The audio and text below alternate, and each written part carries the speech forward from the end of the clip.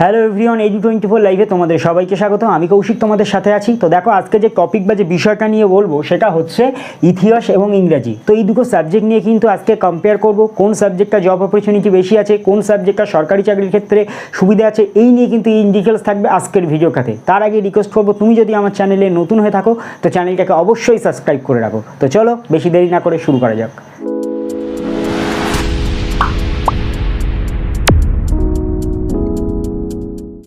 তো দেখো, প্রথমেই যে সাবজেক্টটার কথা বলবো সেটা হচ্ছে ইতিহাস। তো দেখো, প্রথম যে পয়েন্টটা আমি রেখেছি সেটা হচ্ছে ইতিহাস কি।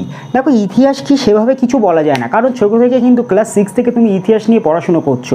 ক্লাস 6-এ তোমার ইতিহাস ছিল। ইতিহাস কি? ইতিহাস পুরনো দিনের কথা বলে, পুরনো দিনের বিভিন্ন ঘটনা, এই নিয়ে কিন্তু ইতিহাস আলোচনা করে। তারপরে যে পয়েন্টটা দেখো সেটা হচ্ছে সাবজেক্টটা কেমন। এই সাবজেক্টটা কেমনের প্রশ্নটা আসে তুমি যখন ক্লাস 11-এ ওঠো, তখন তোমার নিজের সাবজেক্ট চুজ করতে হয়। তো সেই সময় তোমার মনে হয় এই সাবজেক্টটা ভালো তো, এই সাবজেক্টটা ভালো তো, এই নিয়ে কিন্তু তোমাদের একটা কনফিউশন ক্রিয়েট হয়। দেখো, ভালো মন্দ সম্পূর্ণ ডিপেন্ড করছে তোমার উপরে। তুমি তো ক্লাস 6 থেকে এই সাবজেক্টটা পড়েছো। এই সাবজেক্টটা তোমার যদি বোরিং লাগে, তোমার যদি অনেক কিছু মনে রাখতে অসুবিধা হয়, সেক্ষেত্রে তোমার সাবজেক্টটা হয়তো ভালো লাগবে না, সেক্ষেত্রে তুমি নিও না। কিন্তু সাবজেক্টটা ভালো না খারাপ এটা ডিপেন্ড করছে সম্পূর্ণ তোমার উপরে। তারপরে দেখো, যে সাবজেক্টটা নিয়ে কথা বলবো সেটা হচ্ছে ইংলিশ। দেখো, ইংলিশ কি? ইংলিশ তো তুমি ছোটো থেকে পড়ছো, ইংলিশ একটা ল্যাঙ্গুয়েজ, এখানে গ্রামার আছে, তোমরা ছোটো থেকে জানো। ইংলিশ কি বিশেষ কিছু বলার নেই, কারণ ছোটো থেকে তোমরা এই সাবজেক্টটা পড়ছো। তারপরে দেখো সাবজেক্টটা কেমন। দেখো, সাবজেক্ট ইংলিশ ল্যাঙ্গুয়েজ সাবজেক্ট, অনেকের কাছে কিন্তু এটা অনেক কঠিন সাবজেক্ট, অনেকে বুঝতে পারে না। তো তাদের ক্ষেত্রে ইংলিশ হয়তো সেইভাবে ছেড়ে দিলে ভালো হয়, এইরকম ব্যাপার। কিন্তু ইংলিশ তো কম্পালসারি তোমাদের রাখতেই হবে। তো সে ভালো না মন্দ, সাবজেক্ট কেমন, এটা কিন্তু সম্পূর্ণ ডিপেন্ড করছে তোমার উপরে। তারপরে দেখো, দ্বিতীয় যে পয়েন্টটার কথা বলবো, যে তুমি যদি ইতিহাস নিয়ে পড়াশুনো করো সেক্ষেত্রে তুমি কি জব পাবে। তুমি যদি ইতিহাস নিয়ে পড়াশুনো করো সেক্ষেত্রে কিন্তু তুমি জাদুঘর পরিচালনার কাজে কিন্তু তুমি নিযুক্ত হতে পারো। তারপরে দেখো, যে জবের কথা আমি বলবো সেটা হচ্ছে স্ক্রিপ্ট রাইটারের কাজে কিন্তু তুমি নিযুক্ত হতে পারো। তারপরে দেখো, যেটা বলবো পুস্তক প্রকাশনার কাজে কিন্তু তুমি নিযুক্ত হতে পারো। তারপরে দেখো, তুমি কিন্তু ইতিহাস নিয়ে পড়াশোনা করলে প্রত্নতত্ত্ববিদ হিসাবেও কিন্তু কাজ করতে পারো। এবার এই জবগুলো কখন নোটিফিকেশান বেরোয়, এই জবগুলো স্পেশাল কীভাবে কী করতে হবে, কোথায় যেতে হবে, এই নিয়ে কিন্তু অনেকে জানে না। তো তুমিও যদি এরকম সমস্যার সম্মুখীন হও, এই জবগুলো কোথায় অ্যাপ্লাই করবে এই সম্বন্ধে যদি জানতে চাও, কমেন্ট বক্সে অবশ্যই কমেন্ট করো। আমি চেষ্টা করবো প্রত্যেকটা বিষয় নিয়ে সেপারেট আলাদা আলাদা ভিডিও বানিয়ে দেওয়ার জন্য। তারপরে দেখো, ইংলিশ নিয়ে পড়লে কী জব পাওয়া যায়। তুমি যদি ইংলিশ নিয়ে পড়াশোনা করো সেক্ষেত্রে কিন্তু তুমি যখন ইংলিশ নিয়ে অনার্স কমপ্লিট করে বা তুমি এইচএস কমপ্লিট করেও কিন্তু এই BA LLB করতে পারো। BA LLB হবে এইচএস পরে।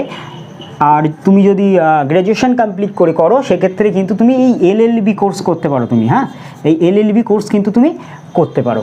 তো তুমি যদি ইংলিশটা ভালো জানো না, তো তখন সেক্ষেত্রে কিন্তু এই LLB কোর্স যখন তুমি করবে তোমার অনেকটা সুবিধা হবে। এছাড়া পরেরটা দেখো, সেটা হচ্ছে digital marketing. Digital marketing job তুমি করতে পারো। তুমি যদি ইংলিশ নিয়ে পড়াশোনা করো, ইংলিশে গ্র্যাজুয়েশন কমপ্লিট করো, ইংলিশ যদি তোমার ভালো হয় সেক্ষেত্রে ডিজিটাল মার্কেটিংয়ের জবে কিন্তু তোমার অনেকটা সুবিধা হবে। তারপরে দেখো, জার্নালিজম হিসাবে কিন্তু তুমি কাজ করতে পারো। তারপরে দেখো, ইভেন্ট ম্যানেজমেন্ট কোম্পানিতেও কিন্তু ভালো জব পেতে পারো যদি ইংলিশ তুমি ভালো বোঝো, ইংলিশ নিয়ে যদি ভালো পড়াশোনা করো। তো এইসবের জব অপরচুনিটি কিন্তু তুমি ভালোভাবে তোমার কাছে থাকছে। তারপরে দেখো, তারপরে যে 3 নম্বর পয়েন্ট যেটা সেখানে রেখেছি, দেখো সরকারি চাকরির ক্ষেত্রে কতটা সহায়ক। দেখো, তুমি যদি ইতিহাস নিয়ে পড়াশোনা করো সেক্ষেত্রে সরকারি চাকরির ক্ষেত্রে কিন্তু তোমার অনেক সুবিধা হয়। কারণ তুমি যদি স্পেশালি বলতে গেলে WBCS নিয়ে পড়াশোনা করো সেক্ষেত্রে ইতিহাস থেকে হিউজ মার্কস আসে। তো তুমি যদি তোমার গোল থাকে যে তুমি গভর্নমেন্ট জবের প্রিপারেশন নেবে, তো ক্লাস 11-এ অবশ্যই তুমি ইতিহাস সাবজেক্টটা রাখো, সেক্ষেত্রে তোমার অনেকটা সুবিধা হবে। তারপরে দেখো, তারপরে ইংলিশ এই সাবজেক্টটা সরকারি চাকরির ক্ষেত্রে কতটা সহায়ক। দেখো, সরকারি চাকরির ক্ষেত্রে এই দুটো সাবজেক্ট একদম 100% সহায়ক। ইংলিশ থেকে একটা ভালো নাম্বার আসে, বিশেষ করে সেন্ট্রাল গভর্নমেন্টে, আমাদের রাজ্য সরকারেও ইংলিশ থেকে কিন্তু প্রচুর মার্কস আসে। তো তোমার যদি এইমস থাকে যে তুমি গভর্নমেন্ট জবের প্রিপারেশন নেবে, তো অবশ্যই তুমি ইতিহাস এবং ইংরাজি খুব ভালোভাবে পড়াশুনো এখন থেকে শুরু করে দাও। তারপরে দেখো, তারপরে 4 নম্বর যে পয়েন্ট সেটা হচ্ছে ভালো না খারাপ। দেখো, ভালো না খারাপ সম্পূর্ণ ডিপেন্ড করছে তোমার উপরে। আমি ভিডিওর প্রথমে শুরুতেই বলেছি যে সাবজেক্ট কেমন, ভালো না খারাপ ডিপেন্ড করছে তোমার উপরে। তোমার যদি ইতিহাস পড়তে ভালো লেগে থাকে তাহলে সেক্ষেত্রে তোমার ভালো, আর যদি ইতিহাস তোমার বোরিং সাবজেক্ট লাগে, তোমার ঠিকঠাক না লাগে, তো সেক্ষেত্রে কিন্তু তোমার কাছে খারাপ। ইংলিশের ক্ষেত্রেও আমি সেম একই কথা বলবো, ভালো না খারাপ। ইংলিশের ক্ষেত্রেও কিন্তু সেম, তোমার যদি ইংলিশ ভালো না খারাপ সেক্ষেত্রে তোমার ভালো লাগলে তোমার কাছে পুরো ডিপেন্ড করছে। তুমি যদি ইংলিশ বুঝতে পারো ভালো, সেক্ষেত্রে তোমার কাছে ভালো, আর যদি বুঝতে না পারো তোমার কাছে খারাপ। ভালো না মন্দ ডিপেন্ড করছে সম্পূর্ণ তোমার উপরে। তো আমি যতটা পেরেছি দুটো সাবজেক্ট ভিতরে কম্পেয়ার করলাম। কোনো সাবজেক্টকে ছোটো করে দেখানো বা কোনো সাবজেক্টকে বড় করে দেখানো আমার উদ্দেশ্য না। আমার উদ্দেশ্য হচ্ছে দুটো সাবজেক্টে কোন ক্ষেত্রে কী সুবিধা আছে, কেমন কী জব পাওয়া যায়, এই নিয়ে কিন্তু ইন ডিটেলস আলোচনা করা। তো তবু আমি যতটা পেরেছি তোমাদের এটা বোঝানোর চেষ্টা করলাম। তবু যদি কোনো জায়গায় কোনো কিছু তোমাদের বুঝতে অসুবিধা হয় বা যদি তোমার মনে কোনো কোশ্চেন থাকে তো কমেন্ট বক্সে অবশ্যই কমেন্ট করে জানাতে পারো। সো থ্যাংক ইউ ভিডিওটা সম্পূর্ণ দেখার জন্য।